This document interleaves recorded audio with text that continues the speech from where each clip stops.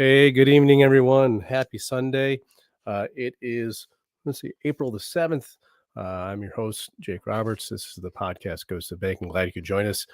We had some serious technical issues last week. And so John and I were able to postpone it and bring everything back together for you this week. And it looks like our connection is solid and good and ready to go. So we're not going to waste any time here tonight, folks. Hey, gang. See all of the usual suspects. Early on, John and I hopped on quickly to do a quick connection check, and people jumped on and said hi to us and stuff and let us know that things were working properly. So we appreciate your help. Thanks, gang. Before I get started with tonight's show, I do want, I said this early on when my book first came out, the final version of it, the Oak Island Treasure Maps, the hidden clues to the treasure vault of Sir Francis Bacon.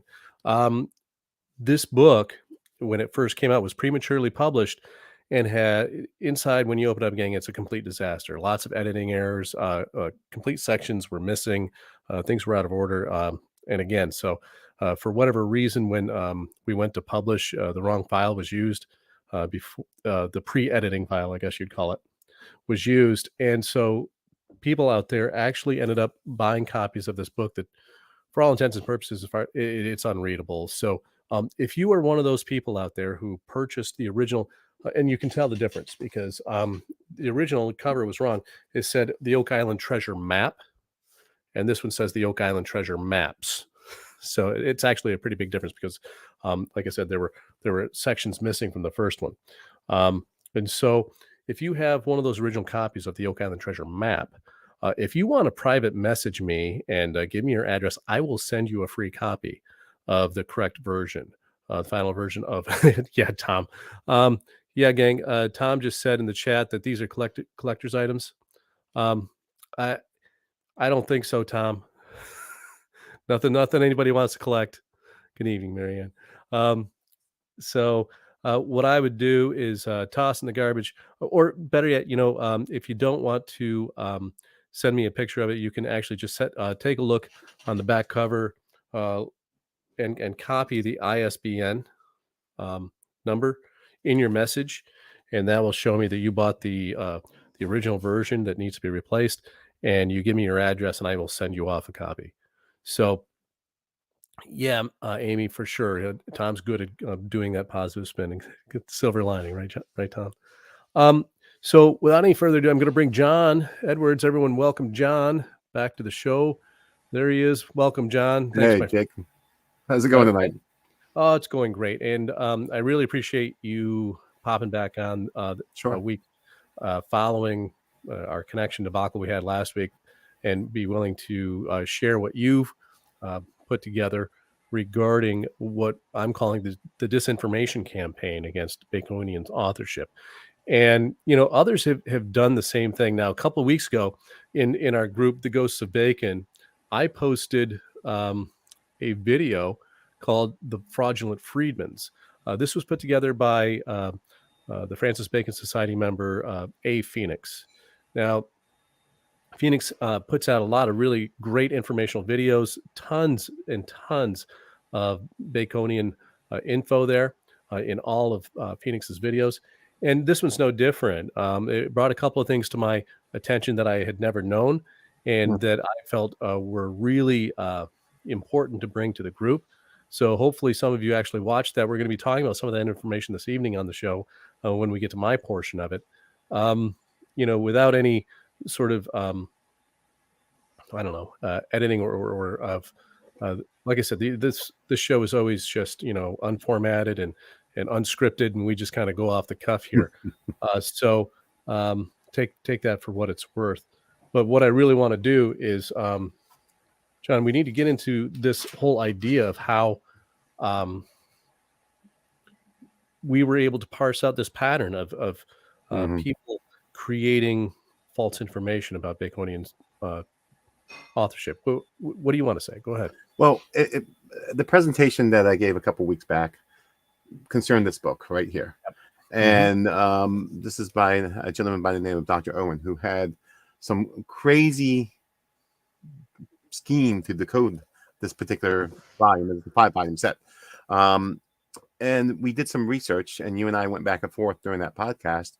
And I brought to light that I believe in 1896, he also wrote for a Masonic quarterly. I believe it's a quarterly. But the only way you have such knowledge back then was you were a Mason.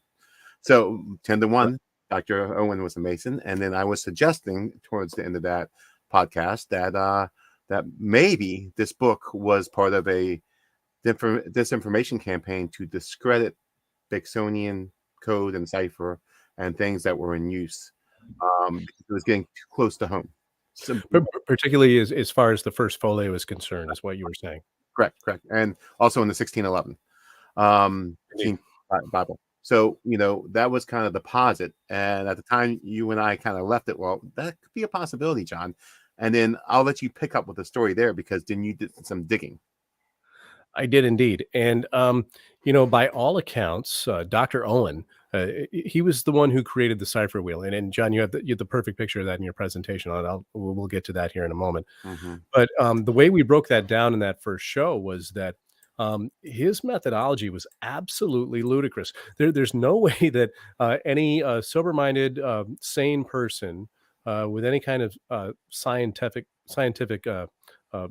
knowledge would take his notion seriously.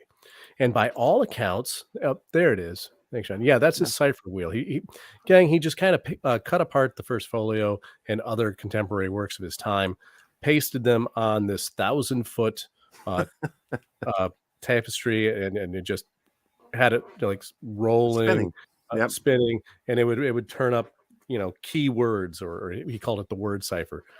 Just ludicrous. And by all accounts, Dr. Owen was a genius. He was a really, really smart man. He was brilliant, and a doctor to boot. So therefore, he was very, scientific. And for him to, put this together and expect the public to be gullible enough to just swallow, which they were, because you have to recognize also this was at the really when the Industrial Revolution was really taking off. People were fascinated by machines. They thought machines could do all these superhuman things. And so what does he do? He invents a machine, claims that, he got the instructions from a cipher, which no one was able to follow.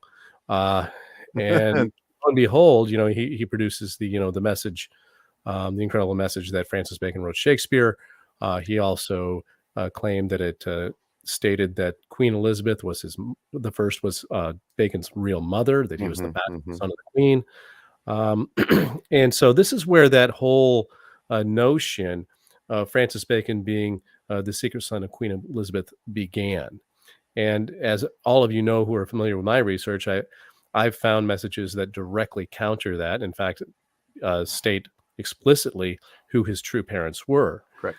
And so, this notion that he was the son of Queen Elizabeth is something that is still pervasive in Baconian research today. And so what I did was I went back to, Elizabeth and William Friedman, who were the cryptanalysts of the time, that they were the cryptology experts.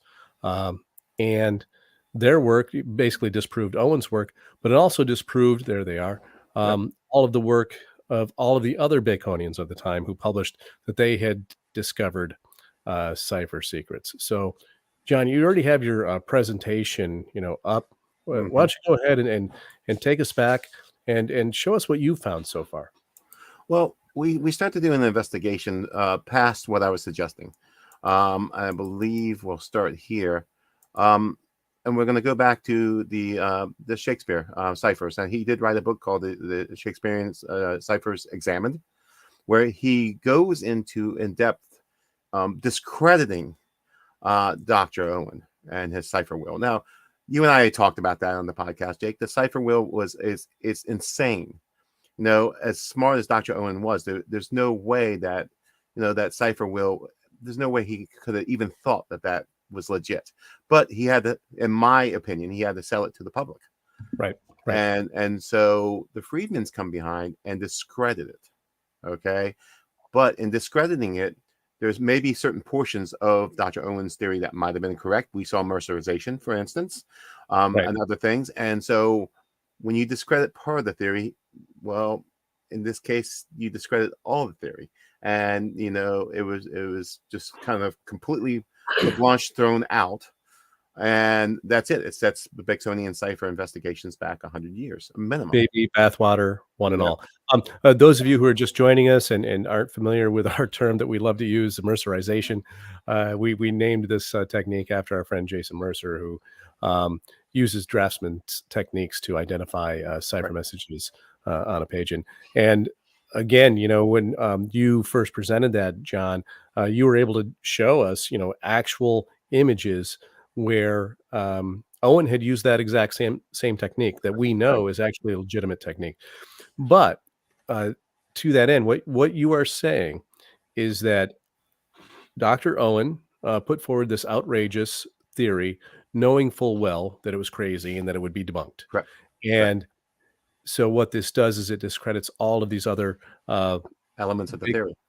yeah, Yeah. these amateur cryptologists Right. like yourself who came after him and began looking for those same messages. And here's the thing, everyone. He had planted a seed in the psyche of Baconian research that was based on complete nonsense. And so what others did as they came after, they began looking for that same seed and using confirmation bias and basically cherry picking their information, they were able to confirm that message. Right. And so, which is actually, and I really want to emphasize this this week, everyone. This is very, very different than what myself, Jason, Will Russell, John have done. I kind of put my information out there, made it open source, and said, "Here, go ahead and see if you can either confirm or deny or refute what I've done." Mm-hmm. And as people use their own techniques and independent research, they were able to independently corroborate a lot of my findings. And so, that's heartening. They weren't looking for what I found. Instead, they were just looking to find what they could find. And they discovered that they were finding a lot of the same things that I had found. So that's really kind of the difference. And this is we're doing this show, everyone, just to kind of lay out the lay of the land, if you will, of what this research really entails, Mm-hmm. because it's a bit of a minefield. Okay, so as soon as anyone comes out and states that they found a cipher from Francis Bacon, they are lumped in with that category of Dr. Owen and his Cipher Correct. Wheel. And so this is called poisoning the well fallacy. Um, and what that does is if one part next to it, and then what do? You take legitimate research and put it next to the stuff that's easily discredited. And what it does is it discredits all of it. And that's pretty much Correct. what you just said. Correct, John? Correct. That's exactly what I'm suggesting. Okay. And so I started to do research into this, and actually after Friedman's death, he actually before he died, they planned, just like the funerary monument, and the funerary plaque. They plan to code something on his gravestone, which I thought was fascinating. And we have evidence of them actually plotting out what it's going to be, and so it's kind of a interesting. It's not an homage per se, but it's kind of like a you're putting some shade on, it's shooting Yeah. shade on the That was the Baconians. word I was going Yeah, to use. To the yeah, funerary monument for yeah, sure. yeah. But also it shows that he full well understood Baconian cipher techniques. Why don't you go ahead and bring that Sure, up for us, John? sure. And Let's do we'll that. let the viewers take a look at that. Sure. Now, this is actually coded, and William Russell and I have had numerous conversations, and he helped me with a lot of the coding. So I'll shout out to William. But we're looking at this, and this is his grave marker, but it has a phrase at the bottom called "knowledge is power." That's the phrase, which actually, depending on what cipher you use, is ciphered. In fact, the whole gravestone contains hidden messages. If you It know does. how to look and what techniques and modalities to use. And guess what, Jake? It's the same modalities that you've been discussing and we've been discussing as a group on the show for the better part of a year and a half. Right. You And the fact that they use that particular phrase, knowledge is power. This is something that, has always been kind of like a motto of clandestine agencies. right, And the thing is that, I did a show, I think it was last year, on the Friedmans, where, they demonstrated their knowledge of the bilateral cipher with their very first graduating class of cadets that they had trained in the art or science of decryption. And what they did was they lined people up in the picture. Some of the people in the picture were turned to the left, and others were looking straight on. Mm-hmm. This created a bilateral cipher, and they didn't have quite enough people to spell it out completely. But the bilateral cipher, when you used it with this picture of the men with their heads turned or straight, spelled out knowledge is power minus the R, because they didn't have enough people to spell out the letter R. So the use of this phrase here on the tombstone, since everyone knew that they did that exact same thing with that very first graduating class of cadets, Correct. immediately you're going to look at this tombstone, you're going to look for the bilateral cipher, which I did decrypt, and and I talked about that, and we're going to kind of show everyone the results of that here in a moment. And I like the comment Ben made here, and I think that's what the point we're driving. Skeptic's Grave has the same ciphers as the codes they debunked, and he's suggesting, as I'm suggesting, possible Masonic influence. Sure. He has to have a working knowledge of the Masonic way of decoding and encoding. Right. I mean, there has to be a working knowledge there. Now, you and I have both discussed, and he was NSA, that the intelligence agencies are full of Masons historically, all the way back to Rosicrucian time. So, I'm not, of course, an expert on modern day, Masons and intelligence community, but I've heard from friends of mine that are in that area that yes, indeed, that Masons still there are a lot of Masons in the intelligence services, and that makes a lot of sense. It's a training ground, really. It does make a lot of sense. And what people also have to understand is that oftentimes other groups will infiltrate organizations such as the Freemasons, because the structure is already there. And what they can then do is manipulate and utilize that structure for their own purposes, nefarious or otherwise, to send their own messages with their own personal agendas that actually have nothing to do with the fraternal organization Freemasons to begin with. And so it becomes a very murky and convoluted sort of area to begin researching. And so, again, I just want to keep throwing out there this idea that this is the minefield that we kind of stepped into when we started researching this stuff. It's very difficult to, there's a famous story called By the Waters of Babylon. And the author states that the truth is a hard deer to hunt. And the symbolism of it, I find it very fascinating. But that's what we're doing here. We're just trying to track down the truth here. So good point, Ben. Thank you. So we went ahead and here's knowledge is power. Okay. And as we go through, here is a script that was found after his death, which shows that they actually planned out what was going to be the cipher for the grave marker. And there it is, knowledge, WFF, knowledge is power, which actually, if I'm not mistaken, Jake, that is actually a code, correct? Yes, instead of looking at this, I just went through and I used the bilateral cipher, looking at the tombstone myself, and I'll show you the images here in a moment that I used, which are the same ones that you provided for me, John. And I found the exact same message, WFF, and when I looked at the letters, I just started laughing, and I immediately texted you. I said WFF equals 33 in simple cipher, which is the value of the name Bacon. And so, and he's using the exact same technique, Jake, that he's discrediting.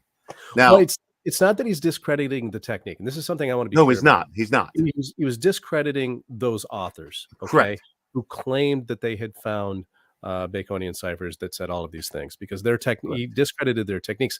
The problem is that he also used poisoning the well, okay, because like we said, he included, as I'll point out here in a moment, at least one legitimate decryption or legitimate identification of a cipher within the first folio. And that author's work was discredited with the rest. And I'm going to talk about some of the resources people can go and view at sirbacon.org, along with A. Phoenix's video, that basically spell that out for people so that they can understand that, okay, while the Friedman, and this is where it gets murky, the Friedmans did actually debunk a lot of that garbage Correct. cryptanalysis. They did, and it was bad cryptology, period.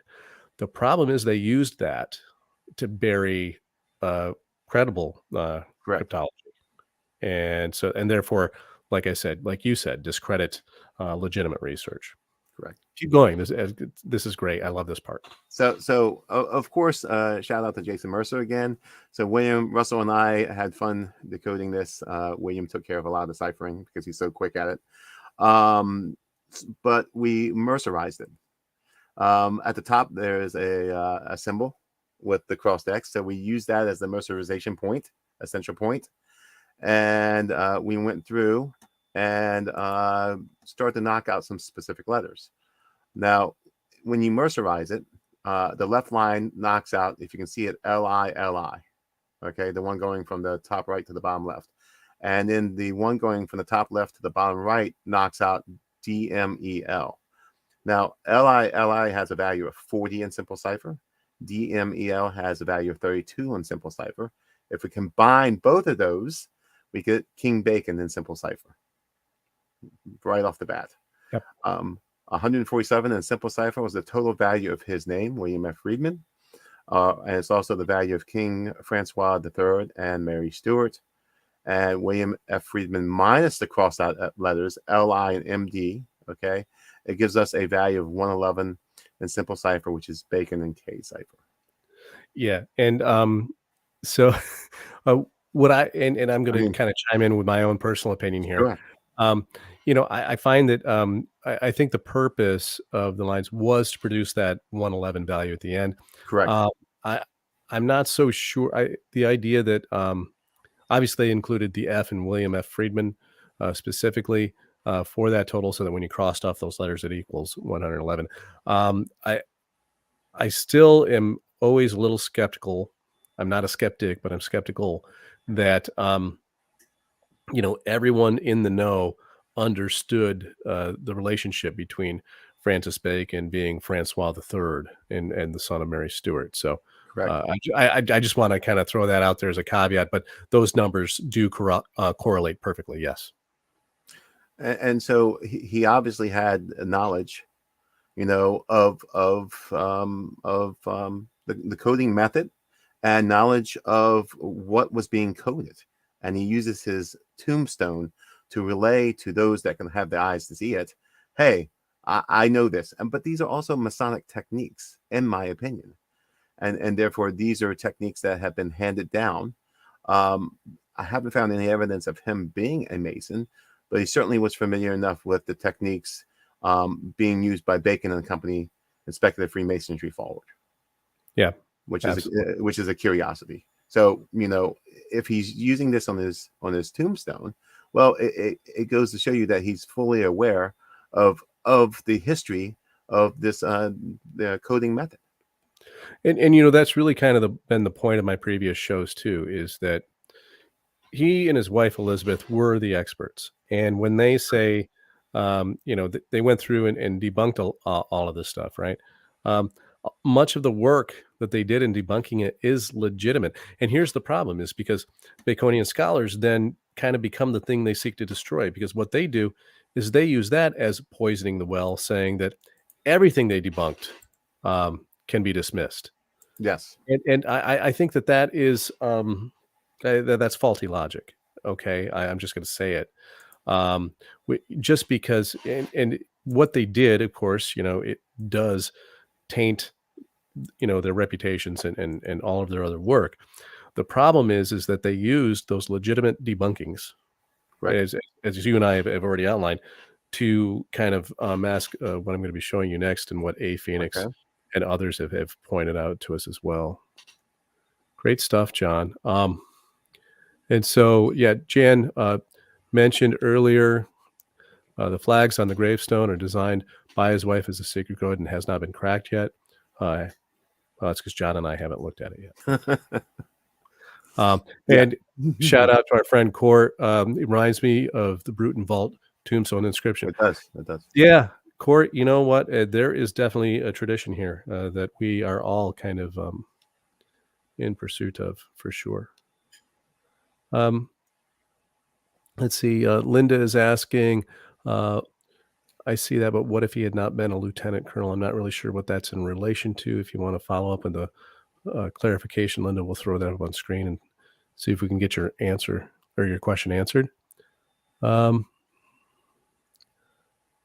Ben, great question. You are the first to show me the Francis III evidence, and it makes sense, making just another name or mask.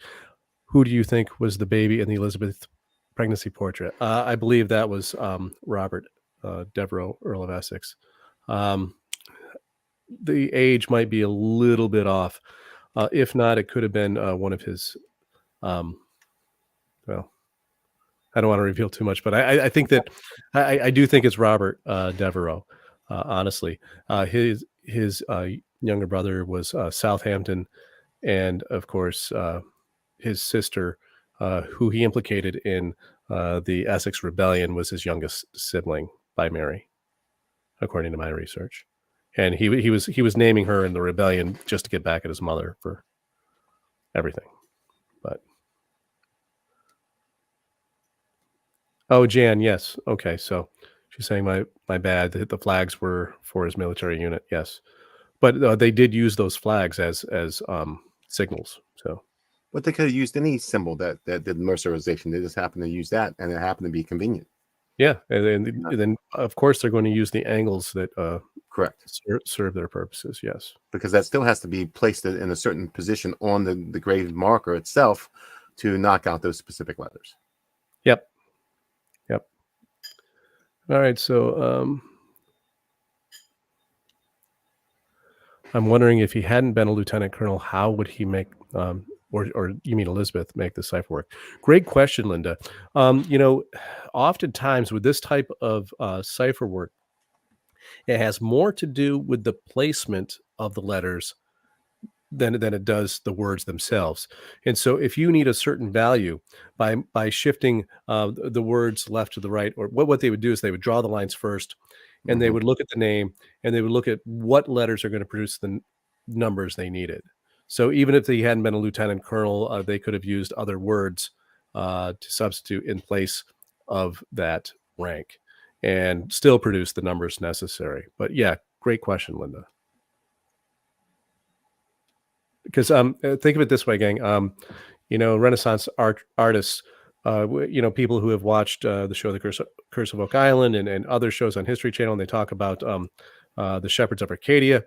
You often see, how there are geometric designs within the layout of the portrait itself. And so that's what they would do. They would create the layout using geometry. In this case, the lines coming from the flags. And then what they do is they take everything they want and lay it over it in order to create the message. So. Yeah. Fake news. Good, AO, for sure. So yeah, let me go ahead and again, I didn't put this in a big presentation. I'm just kind of throwing some pictures up here for people to look at, and I'll talk about what I have here as I go. And forgive me, I won't be able to actually see the screen, so I won't see any questions that pop up. But I'm going to do this here. And here's the image of Elizabeth and Jake, we just see the image. Okay, I think I just accidentally hit it. Let me do this again. We see StreamYard. Oh. Let me try this again.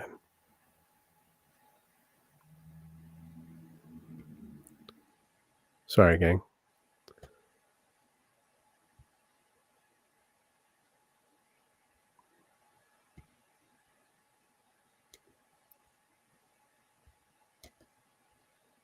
There we go. There we go. All right. So let me hide this little window, and we're still there. So you already showed this picture of this, they look like somebody's grandparents, looking there all smiling.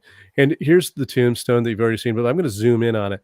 And gang, you can see the way the biliteral cipher works. You have thin letters versus bold. They're a little deeper, a little thicker. Okay, the thin letters the regular letters are the A alphabet. The thicker bold are the B alphabet in the biliteral cipher. And so what this would be is A, B, A, B, A. And so this is what produces the letters in our regular alphabet. And you can really see it accentuated here in the word power. Very simple to see. Usually, Bacon had the way he used it was far more subtle than this. And this cipher is at work again in the book that John showed the cover of that the Friedmans wrote. And, they had a problem with that title too, John. They didn't want to call it the Shakespearean Ciphers Examiner because they didn't really agree that there were any Shakespearean ciphers. Okay, that's the story as it goes. However, here on page 257, which is a very important number, it is this group of italicized letters. And notice they even state these are our italics. This is a biliteral cipher within their book on page 257. Now, this is really important because in the first folio, in one of the plays, the page numbers go from 156 to 257. And scholars have always wondered because it's supposed to be 157. Now, the number 157 is the value of Fra Rosie Cross in simple cipher, in Bacon's simple cipher. And so this tells us, oh, there's a mistake on this page, and we need to pay attention to it. Well, the Friedmans use this same number here, 257. Now, the reason why the number 257 is significant is that it's the 55th prime number. And 55, of course, is the value of the name Francis Bacon in Elizabethan short cipher. So that's why it does that in the first folio, and this is exactly why the Friedmans are doing it in their own book. Wow. So on page 257, the 55th prime number, 55 being Francis Bacon in short cipher, the Friedmans include Francis Bacon's biliteral cipher. Unbelievable. And what they're doing, everyone, is they're trolling people like me and other Baconians who recognize this stuff. And when I won't go through the whole process for you, but I went through, and I, if you can kind of see that the difference is a little subtle, but it's still pretty easy to parse out. You can actually see that the italics are two different italics. This italic T is thinner, and it tilts more to the from lower left more to the right, whereas this H is a little more upright. It's still italicized, but it's more upright and it's thicker. Wow. It's bold. See how subtle that is, gang? Same thing here with the L and the E. Look at the difference between the T's. The R is very bold. And once you see it, you can actually read this very, very easily. And it didn't take me long to decrypt this. It took me about 5-10 minutes using Bacon's biliteral cipher. And what they spelled out was, I not write the plays, F. Bacon. Yeah. So they're in their own book. They're trolling Baconian Cipher investigators. Wow. And here's a close-up of it where I kind of zoomed it in so that you could see that. And this is where I kind of parse out where every 5 letters, because it takes 5 of these characters to produce one letter in the regular alphabet. And so that's where I just kind of drew a little line to keep track of where I was. And of course, the last 2 letters, the OW, are nulls. So, you look at this stuff, and let me go ahead and stop screen sharing here. And when you know what you're really looking at, you can see what they're doing. So nowhere outwardly throughout that entire book did they say that Bacon didn't write Shakespeare, but they did in his biliteral cipher as a way of, like I said, I think they're trolling Baconian researchers. They didn't outwardly say it anywhere. They also didn't say that they themselves did not find any cipher work there. Yeah, Amy, I think you're right. You have to understand the Friedmans were absolutely brilliant, both of them in their own right. And I think that Elizabeth was probably a little bit sharper than her husband even. Yeah, Ben, you and I kind of thanks, buddy. You picked up on that, and I said, yeah, that's actually my next book. To be or not to be, when you add it up, does equal 157. However, there's another way to read it too. T plus O is 33. And then all you need to do is add up or not to find out Bacon be who. It's a fun little game. Once you actually start looking at these words and calculating their values and then looking at their meaning within the context of the other words around them, they produce even more messages. So it's not just a matter of finding cipher signatures, gang, and identifying numbers. It's about actually reading what they mean. It's a very complex language that's used.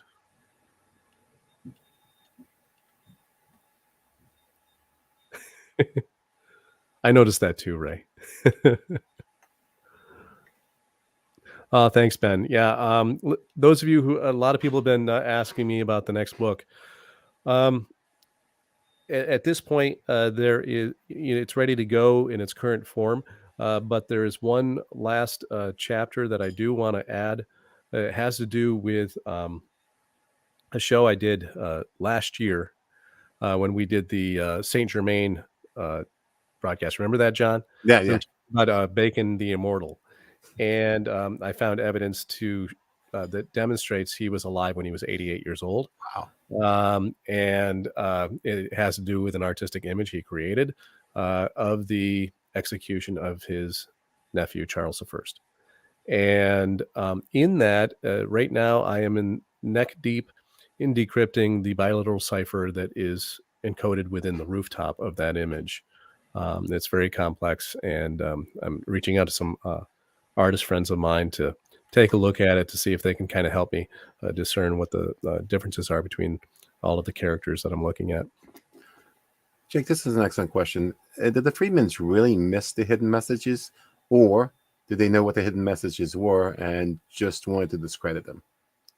That's what AO is asking. I believe that's what AO is asking here.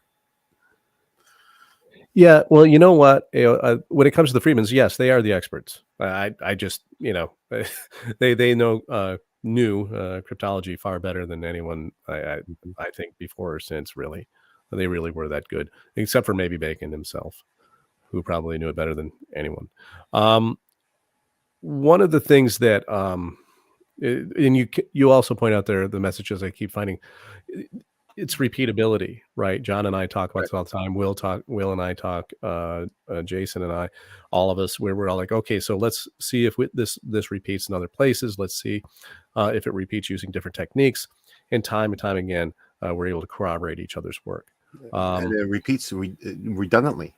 I mean, it repeats so many different times that there has to be something to it, just by the pure repeatability of it. And it's always the same message. It's always the same message. And so the thing about the Friedmans is what they were doing. While I think that they knew that there were valid messages there, and for whatever reason, John, you had talked to me, and you believe that maybe the Stratfordians, those who truly believe that the actor William Shakespeare wrote the plays, this is the predominant ideology out there. And they're very influential people, may have influenced the Friedmans to do this, along with Owen and others. But I suggest that, yes. So, I mean, that's a distinct possibility. Well, I guess the question is, Jake, did the Friedmans know what the messages were saying, or did they just know it was coded, and they knew the methodology only? Seems to me they would have to have some kind of working knowledge of the if you're using it, why wouldn't you have decoded it? That just makes logical sense that they would have decoded it, knowing the technique. Yeah, you know what? You're spot on there, because basically that's what I did. I looked at the Friedmans. I looked at some of the stuff that they had done, some of the suggestions they had made in their book of how to do this correctly. I was looking at Penn Leary's book, the father of my friend Brian Leary, and looking at their quotes in his book, he says, listen, they gave us a roadmap of what to look for and how to do it. So I find it hard to believe that the Friedmans were all bad. Okay. They did say, listen, if you're going to do this stuff, follow the rules. Otherwise, it's really easy to just kind of dismiss this. In fact, one of the ones that was legit, they dismissed. And I'm going to bring that up quickly because And what's interesting, Jake, is the rules were embedded in both the grave site, the grave marker, and on page 257. So they're embedding the rules by using the rules, just like the funerary plaque. I mean, correct. it's very it's exactly the same methodology. I mean, it is the same. It's the same. And the other thing too is that here you go. This is on sirbacon.org. Anyone can go. It's a great website, gang. A wonderful resource. So many great Baconian researchers who were here years and decades well before me. And this is a book published online called Setting the Record Straight, an expose of Stratfordian anti-Baconian tactics. And this is book one. It's called The Vindication of William Stone Booth. Now, William Stone Booth was one of the Baconian cryptologists who found a cipher in the works of Shakespeare. And so what Kenneth Patton has done is basically kind of debunked the debunkers. In this book, if you get a chance, check it out. It's really interesting. He goes through and explains how the Friedmans left out key pieces of information of William Stone Booth's book and explanations of how he decrypted the ciphers. They make claims that he didn't use certain techniques that in his book he explicitly states he did use. And what Kenneth Patton does, this is just a really great analysis.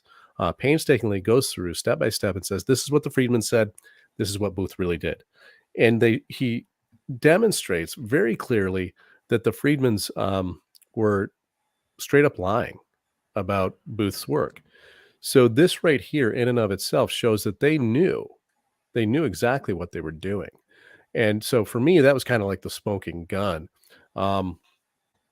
that demonstrates that the Friedmans were definitely on this disinformation campaign.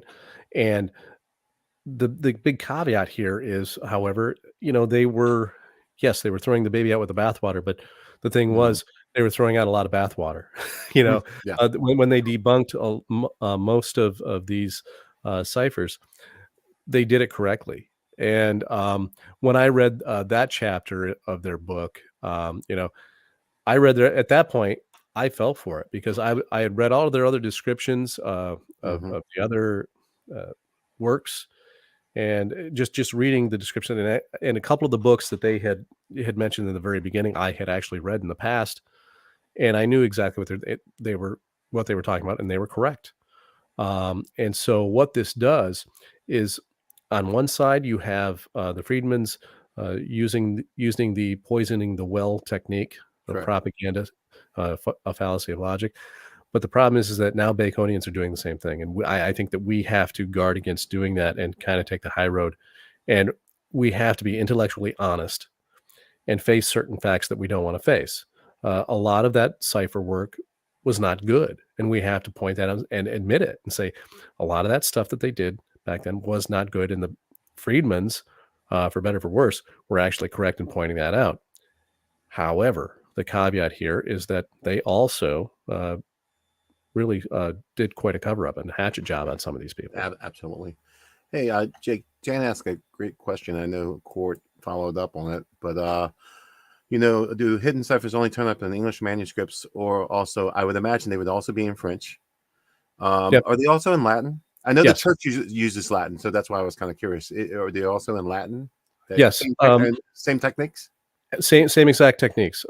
And the interesting thing is that a lot of portraits, a lot of engravings have Latin inscriptions around them. And so those ciphers do appear in those as well. When I decrypted the plaque on Shakespeare's funerary monument, the messages themselves appeared in a mixture. The messages appeared in a mixture of English, French, and Latin, and actually, believe it or not, some Hebrew. Wow. Okay, so and these were all languages that Bacon was well versed in.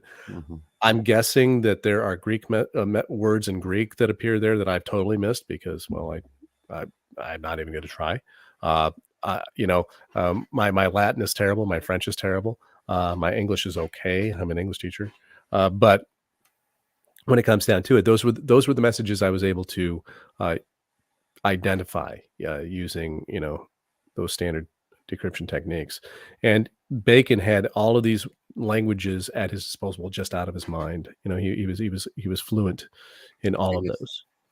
So yeah, the answer is yes, Jan. Good question.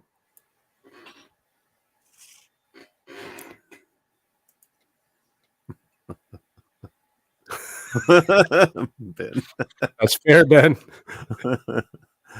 That is fair. And the funny thing is, the Francis Bacon Society would love to use that from now on, for sure.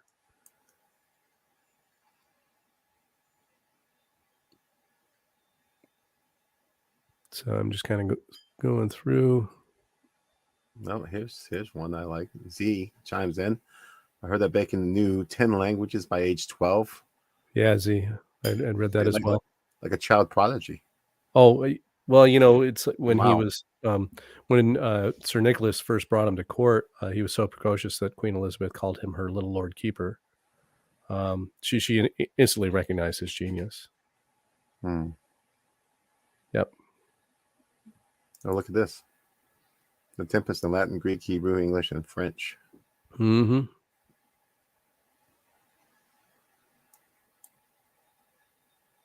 And was Mozart not a Mason as well?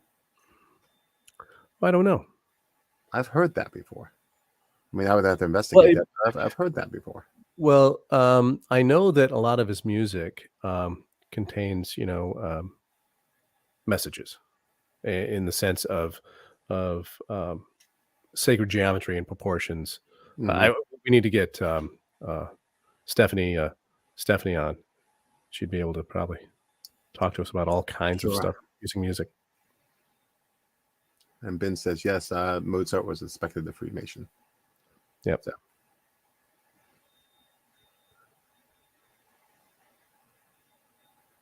Oh, Amy, thank you so much. If I find it, if I'm able to even identify it when I see it, Yeah. I'll definitely pass it along for sure. Thank you for the offer. And yeah, Court, you and I have talked about this a lot. Some of the Bacon family in Virginia, and they themselves leave behind a lot of intentional mysteries. Yep. 100%, my friend.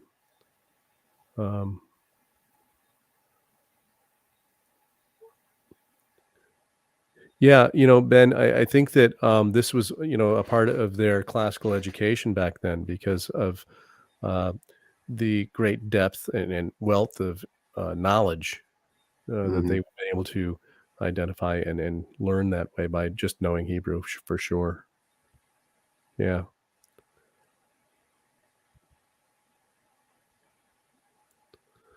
Well, let's see. Yeah, Amy, I agree. He was definitely, undoubtedly one of the smartest men of the era, but I think he's probably one of the most intelligent people of the last 500 years, in my personal opinion.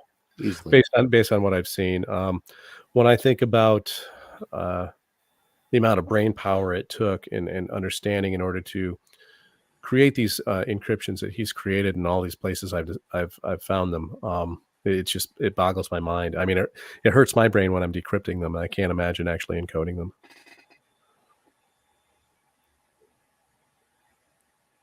Yep.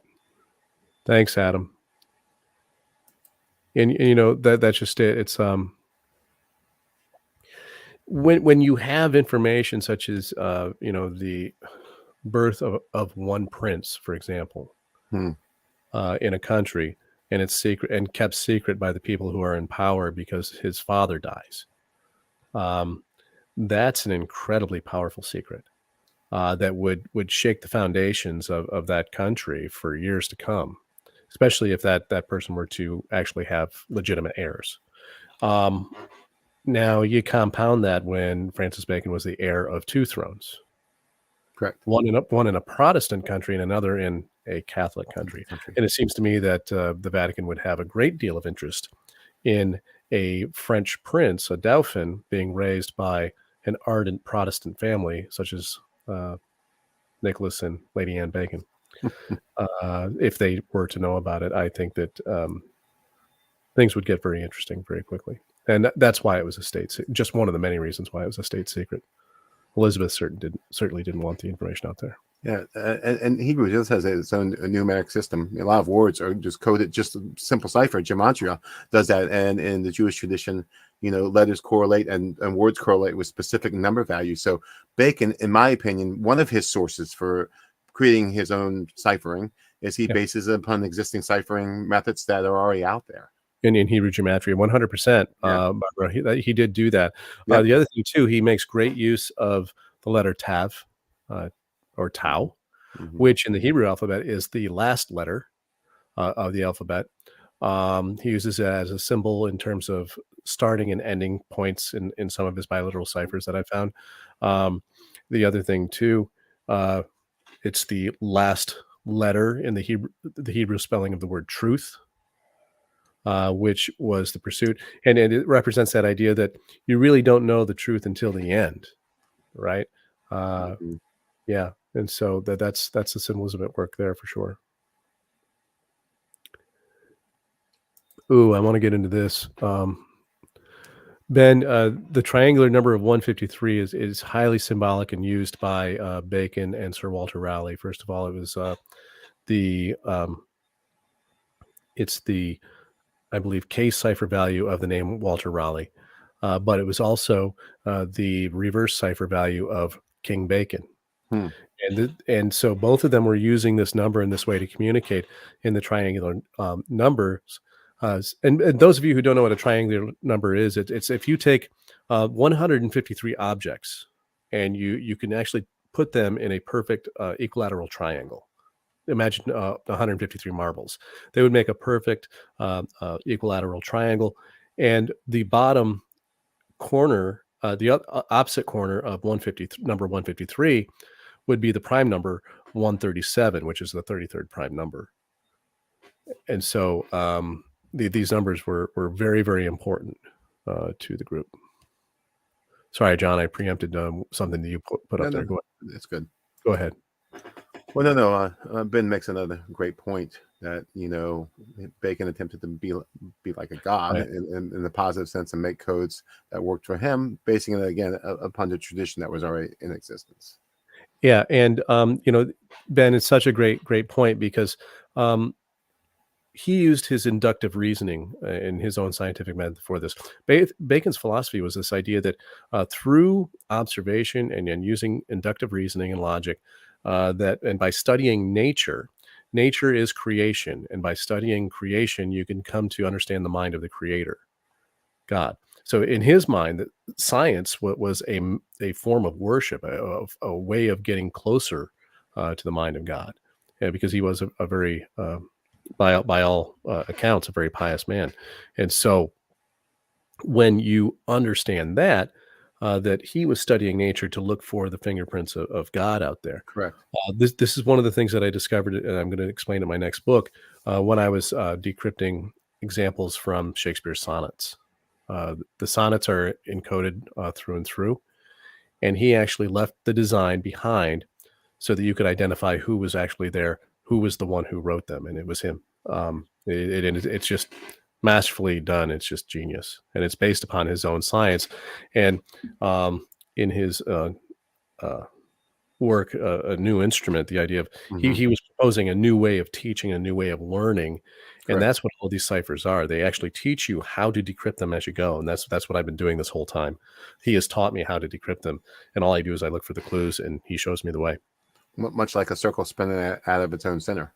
Yes. He's showing you, how to do it by using them. And the other comment I wanted to make on that, is during this time of Bacon, was not the church and science divorced, so to speak? Wasn't there an anti-scientific movement by the church? Oh, it wasn't Earth-centered; it was solar-centered, and there were other, discoveries that were happening that didn't jive with church dogma. Is that correct? Absolutely. Yeah. And vice versa. This is what the Rosy Cross were doing. They were kind of undermining that idea by their own publications. This idea that, being doctors and scientists, that they were also in their own way worshiping God. And and so there was kind of pushback from the scientific community. That's what that really was. And who was it? Someone just asked if Bacon ever married or had children. He did marry. In fact, and also one of his aliases married. However, both times it was for money. And he didn't have any known children as the man Francis Bacon. Now, I do know that Jason Mercer's been working on some research, and yeah, Curtis, he married for money as Champlain for sure. And so when you look at the idea that maybe he had a child of convenience at some point, that's kind of speculation on my point. I think that Jason might have some evidence to support it. He's kind of playing that card close to his vest, but I can't wait to see what he comes up with. So, all right, gang, we're coming up on 8 o'clock. I like to keep this down to about an hour.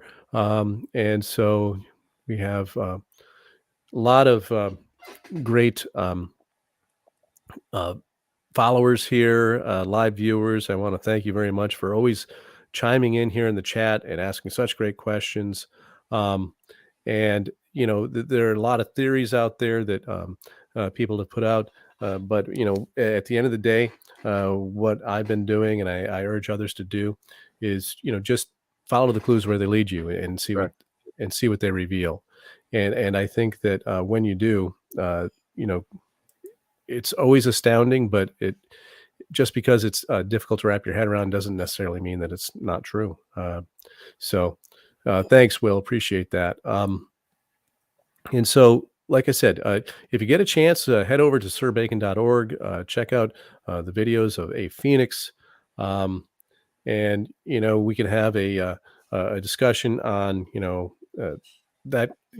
those particular materials at some point, which I think would be very fruitful and fun. But at the end of the day, here's the thing. I think that if we're all going to be intellectually honest, we need to take a look at the facts as they really are. We need to recognize that this whole situation is very, very murky, in the sense that you have some Baconian amateur cryptologists, a couple of them doing actually legitimate work. You have the Friedmans come along and actually discredit all the ones that did not do legitimate work, but also discredit the ones who did along with them.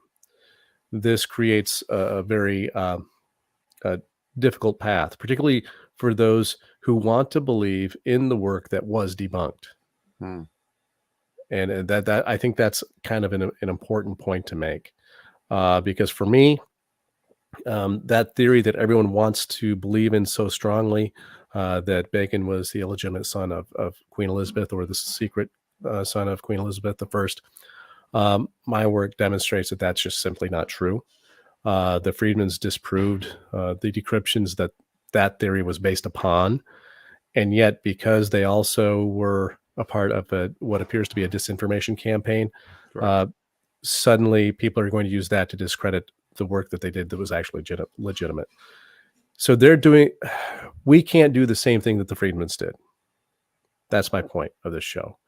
As Baconian scholars and Baconian investigators, we have to make sure that we do not become the thing we seek to fight. And what they have done is wrong. It's unethical. However, when we in turn kind of try to debunk the debunkers, we do have to remember that some of what they said was actually true.